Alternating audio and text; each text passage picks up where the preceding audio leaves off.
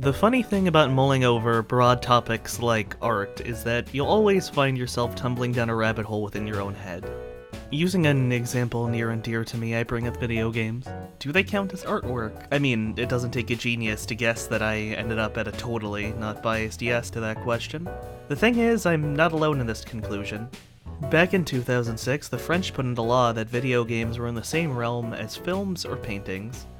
I remember this one line from an article pretty well for how passive-aggressively it was written. France is proud of its contribution to culture in such forms as existentialism, impressionism, and auteur films.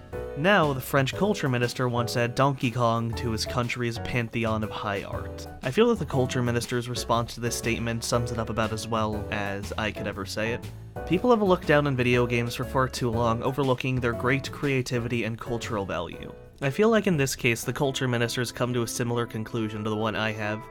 In which case, if a video game itself doesn't count as art, then what about what goes into making a video game? The 3D models you have to make, the concept art, I mean, art's right there in the title, does that not count? What about the music and the writing and all the other facets of a game that you need to stitch together into an actual playable product?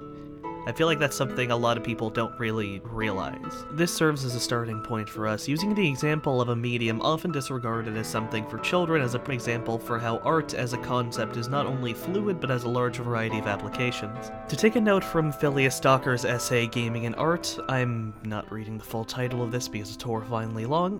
While the use of new media in art does have a history, it is not easily delineated. This history has yet to be written, largely because it is always developing.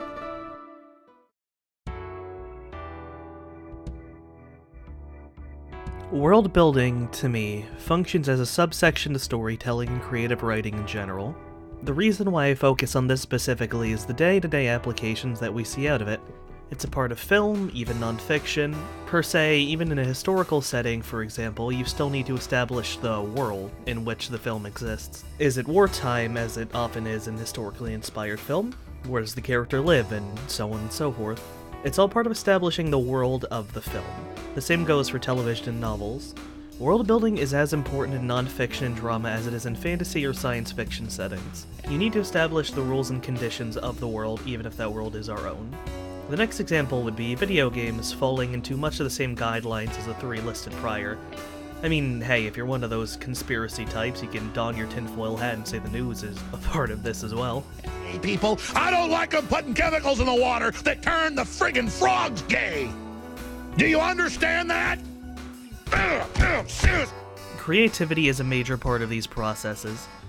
It's something strictly us, born only from our own heads. Human beings are essentially born creative. From infancy on, we find innovative ways to negotiate life. That was a quote courtesy of Roe Elizabeth of the Topeka Public Library. Now, you may be wondering, why is this important or even slightly relevant? Well, I'll be honest, this whole concept does come from a very personal place, but I feel like people need to wear their hearts on their sleeves and get their ideas out there. Realize there's an audience for everything and that there's going to be at least one person out there who wants to listen to whatever you want to put out there on the table. -10度のところ、しじみが取れるって頑張ってんだよ。絶対やってみろ。必ず目標達成できる。だからこそ、Never give up!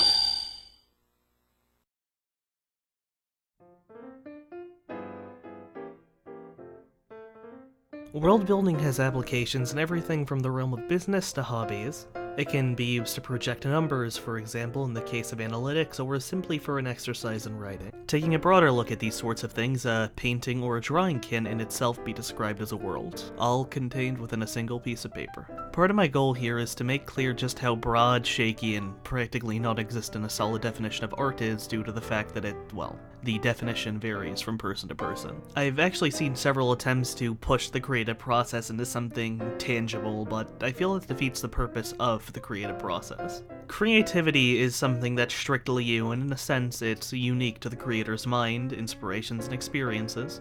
Sheldon Lee does a better job with this sort of effort in his book Character Development and Storytelling for Games, by giving general writing advice and warns of the pitfalls as opposed to giving a semi-strict guideline of how to do things. For example, in the book's 9th chapter, Bringing the Story to Life, he discusses the basics of keeping interest in a story and its characters, things such as foreshadowing and exposition are given specific attention.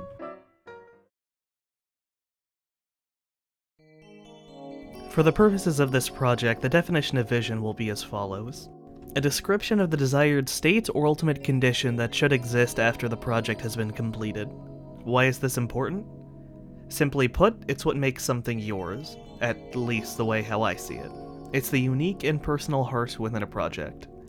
While I originally planned to go over several directors and writers here, time constraints have put a bit of a chokehold on that, I'm afraid.